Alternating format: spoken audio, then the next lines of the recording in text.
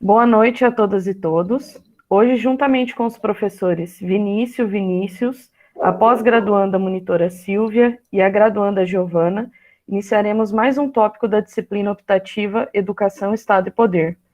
Este tópico é representado pelo tema Formas disruptivas de poder prevalecentes no século XXI. A nossa convidada de hoje será Giovana Maria Reco Piscirini. Giovana é graduanda em licenciatura plena em Pedagogia na Universidade Federal de São Carlos, no campus de São Carlos, e discente em Gestão de Recursos Humanos pelo Centro Universitário de Maringá, CESUMAR. É também integrante do Núcleo de Investigação e Ação Social e Educativa, que desenvolve pesquisa, ensino e extensão, considerando as diferentes práticas sociais e educativas. Antes de passar a palavra para o professor Vinícius, eu tenho algumas considerações sobre o tema da aula de hoje, que eu acho importante.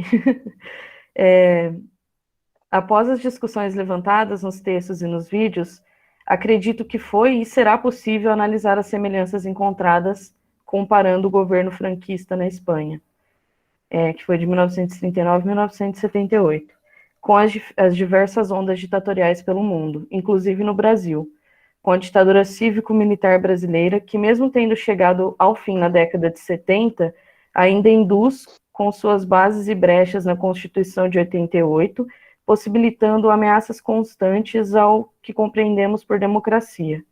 Atribuo a grande importância das análises feitas ou que serão feitas hoje por nós e por estudiosos, com o intuito de compreender que esses regimes totalitários se renovam, assim como outras formas de opressão. Passo a palavra agora para o professor Vinícius. Olá, boa noite a todas e todos. Espero que estejam todos bem. E estamos, né? Porque se estamos aqui resistindo bravamente, é porque estamos bem, né? Eu digo isso porque participo de um grupo e sei que a pessoa mais animada do grupo está com o vírus. Enfim, não é o nosso caso, né?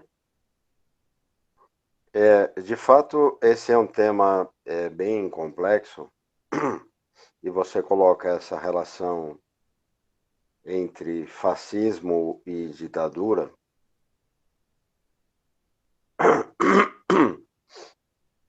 O que dá para dizer agora, sim, é que, digamos que nem toda ditadura reúne todos os elementos fascistas. Mas todo fascismo, ou toda organização política que se possa denominar como fascista, é sem dúvida uma maneira ditatorial de se manter o poder. Há algumas diferenças com mais ou menos sutilezas. Por exemplo, a própria forma de se apropriar do Estado, a própria maneira de gerir os meios de exceção, ou talvez de maneira assim mais específica. Um exemplo que você deu de 64, no Brasil. A gente poderia lembrar que o Congresso Nacional não foi exatamente fechado. Ele passou a ser controlado. Houve um expurgo, digamos, né, uma caça às bruxas, uma caça aos comunistas. Mas o poder legislativo não foi subsumido. Ainda que no mesmo regime de 64, a gente também encontrasse alguns lampejos propriamente fascistas. Um que me ocorreu agora é a figura do governador, do governo, não é interino, é biônico. Quer dizer, alguns governos do Estado, ou dos estados da federação, alguns desses governos passaram a ser indicados, nomeados, né, diretamente pela cúpula militar. Então, essa poderia ser uma reminiscência, talvez uma ligação com uma estrutura fascista. Por outro lado, se a gente lembrar que houve também, sempre houve uma junta militar, isso nos remete a pensar numa espécie de de estratocracia, ou de governo a partir de um extrato militar, o que, de certa forma, não combina muito com aquela ideia de um líder supremo, digamos assim, como foi Mussolini, como foi Franco, como foi Salazar em Portugal. A ideia da personificação do poder em um regime militar ditatorial como foi de 64, a ideia de personificação ela se perde um pouco.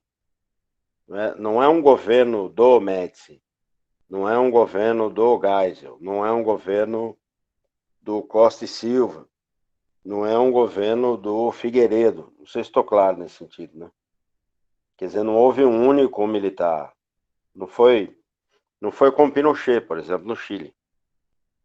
Talvez nesse aspecto da personificação, a ditadura chilena tenha sido muito mais fascista em termos conceituais, né, digamos,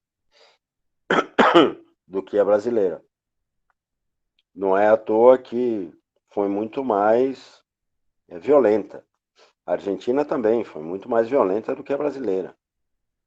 Ainda que na Argentina também não houvesse essa condição mais específica, que eu estou chamando de personificação do poder, né?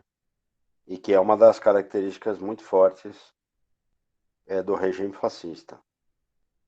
Enfim, há outras diferenças maiores ou menores.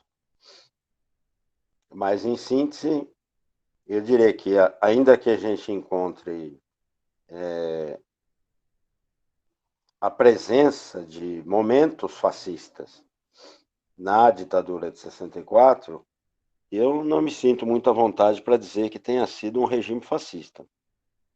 Me parece que, após 2018, por incrível que pareça, as condições fascistas me parecem mais presentes, por incrível que pareça. Porque o fascismo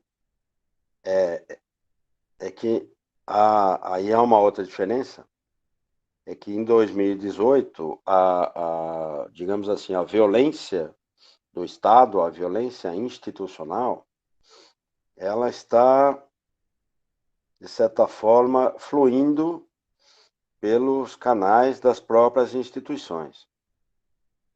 Não estou dizendo que não existam condicionamentos de exceção nesse pós-2018. Mas a polícia que mata diz que age em legítima defesa. Né? É diferente de você ter uma escola de tortura. É diferente de você pegar todos os presos políticos e mandar para... Esqueci o nome daquela ilha no Rio de Janeiro. Como é que chama?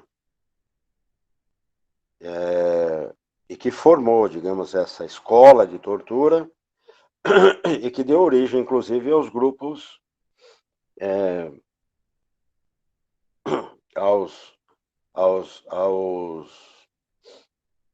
aos comandos vermelhos da vida, né? Aos grupos ligados ao tráfico e ao crime organizado. Não sei se estou claro nesse sentido.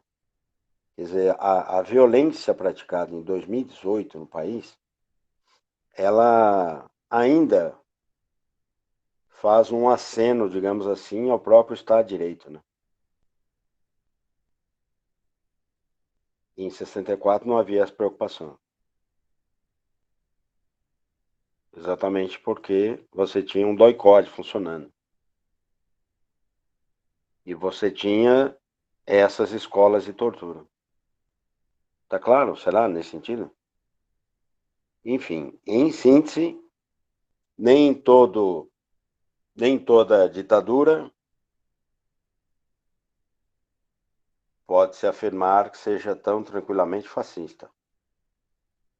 Até porque a gente pode pensar na ditadura democrática do proletariado, né? Então, nesse sentido, também estaria fora da conjugação. Porém, todo regime fascista, por definição, é ditatorial. Ok? É isso. Na prisão da Ilha Grande. Perfeito. Não foi lá que surgiu o PCC. Lá,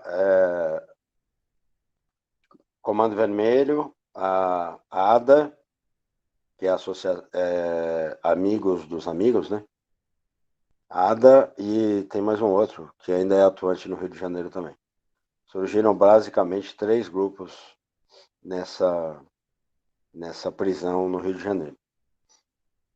O PCC surgiu em São Paulo, no Carandiru, né, após o famoso massacre do Carandiru, onde foram, no mínimo, quer dizer, contabilizados pelo Estado, 111 presos chacinados, alguns dentro da cela trancada.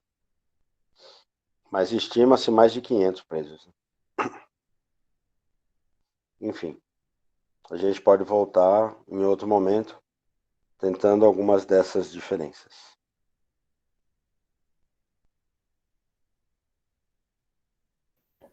Obrigado, professor. Eu passo a palavra agora para a Giovana. Obrigada, Marcela. Olá, pessoal, boa noite. Espero que estejam todos e todas bem. Bom, como a Marcela ela já me apresentou, eu vou pular essa parte. A convite do professor Vinícius, ele pediu que eu viesse aqui, né, abordar com vocês o tópico 2, né, que é observar as formas disruptivas de poder prevalecentes. E eu agradeço aos 2 professores, né, ao Vinícius e ao Vinícius, que colaboraram comigo, me auxiliaram, me pontuaram, e também a Teia, a Marcela, que estão comigo nessa também. Eu sou monitora dessa disciplina, acho que vocês já perceberam algumas postagens minhas no mural, né, no e-mail também. E qualquer dúvida que vocês tiverem durante a minha apresentação, vocês podem escrever aqui no chat, que aí eu peço para algum dos professores ou a Marcela me falar, porque a hora que eu apresentar eu não vou conseguir ver os apontamentos de vocês. Eu vou desfechar a minha câmera um pouco para não sobrecarregar, que a internet por aqui hoje não está das melhores.